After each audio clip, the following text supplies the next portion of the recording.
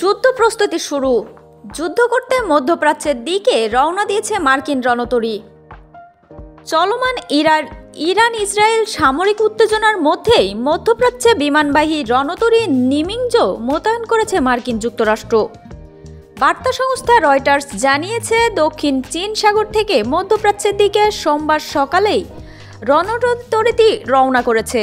একই সময়ে মার্কিন বিমান বাহিনীর 30টিরও বেশি এরিয়াল রিফুয়েলিং বিমান আটলান্টিক পেরিয়ে পূর্ব দিকে যাত্রা শুরু করেছে।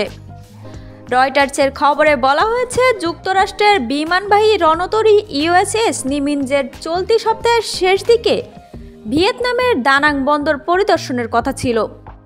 তবে হ্যানয়ের মার্কিন দূতাবাস জানিয়েছে, জরুরি অপারেশনাল প্রয়োজনীয়তায় 20 জুনের সেই অনুষ্ঠান বাতিল করা হয়েছে।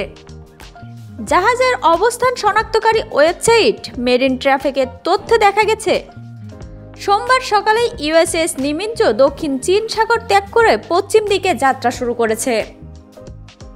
ইরান ও ইসরায়েলের চলমান সংঘাতের মধ্যে এই রণতরীর গতিপথ নতুন করে উদ্বেগ তৈরি করেছে। এ বিষয়ে মন্তব্যের জন্য রয়টার্সের অনুরোধে মার্কিন দূতাবাস তাৎক্ষণিকভাবে সাড়া দেয়নি। মার্কিন প্রশান্ত মহাসাগরীয় নৌবহরের কমান্ডারের ওয়েবসাইটে বলা হয়েছে, ইন্দো প্যাসিফিক অঞ্চলে মার্কিন নৌবাহিনীর নিয়মিত উপস্থিতির অংশ হিসেবে নিমিঞ্জো গত সপ্তাহে দক্ষিণ চীন সাগরে সামুদ্রিক নিরাপত্তা অভিযান পরিচালনা করে।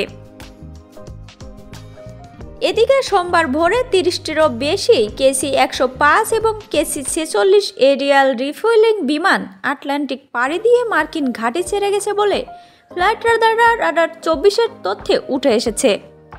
মূলত নিজ দেশ থেকে অনেক দূরে হামলায় অংশ নেওয়া বিমানে জ্বালানি সরবরাহে এই ধরনের ট্যাঙ্কারের প্রয়োজন হয়। যেমন প্রায় 2000 কিলোমিটার দূরে ইরানে হামলা চালানো ইসরায়েলি বিমান। তবে এ বিষয়ে মার্কিন কর্মকর্তাদের দাবি, ট্যাঙ্কারগুলো ইউরোপে ন্যাটোর নির্ধারিত মহড়ায় অংশ নিতে পারে। বিশ্লেষকরা মনে করছেন, ইরান ও ইসরায়েলের চলমান উত্তেজনার মধ্যে মধ্যপ্রাচ্যে ইউএসএস নিমিঞ্জের পূর্ণ মোতায়েন এবং এরিয়াল রিফুয়েলিং ট্যাঙ্কগুলোর এমন চলাচল মার্কিন সামরিক বাহিনীর যুদ্ধ প্রস্তুতির সম্ভাবনাকে প্রবল করে দিয়েছে। সাম্প্রতিক উত্তেজনার মধ্যে যুক্তরাষ্ট্রের এমন পদক্ষেপ মধ্যপ্রাচ্যে বড় ধরনের সামরিক প্রস্তুতির ইঙ্গিত।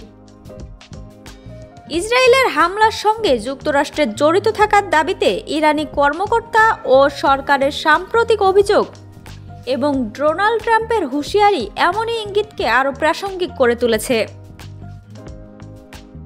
গত সোমবার এক সংবাদ সম্মেলনে ইরানের পররাষ্ট্র মন্ত্রণালয়ের মুখপাত্র ইসমাইল বাকাই যুক্তরাষ্ট্রের জড়িত থাকার অভিযোগ করে বলেন, মার্কিন নীতি নির্ধারকরা এই আগ্রাসনের অংশ।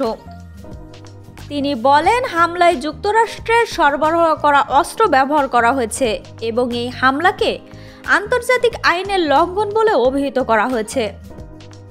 ওয়াশিংটনের সম্পৃক্ততা তেহরানের সঙ্গে আলোচনাকে কার্যত অর্থহীন করে তুলেছে উল্লেখ করে বাকাই যুক্তরাষ্ট্রকে আগ্রাসন স্বীকার করার আহ্বানও জানান। তবে মার্কিন প্রেসিডেন্ট ডোনাল্ড ট্রাম্প ইরানকে সতর্ক করে দিয়ে বলেছেন, মার্কিন সম্পদ লক্ষ্যবস্তুতে পরিণত হলে তাকে মারাত্মক পরিণতি ভোগ করতে হবে। তাছাড়া পররাষ্ট্রমন্ত্রী মার্কো রুবিও জোর দিয়ে বলেন, আমরা ইরানের বিরুদ্ধে হামলার সঙ্গে জড়িত নই এবং এই অঞ্চলে অবস্থানরত মার্কিন বাহিনীর সুরক্ষাই আমাদের সর্বোচ্চ অগ্রাধিকার।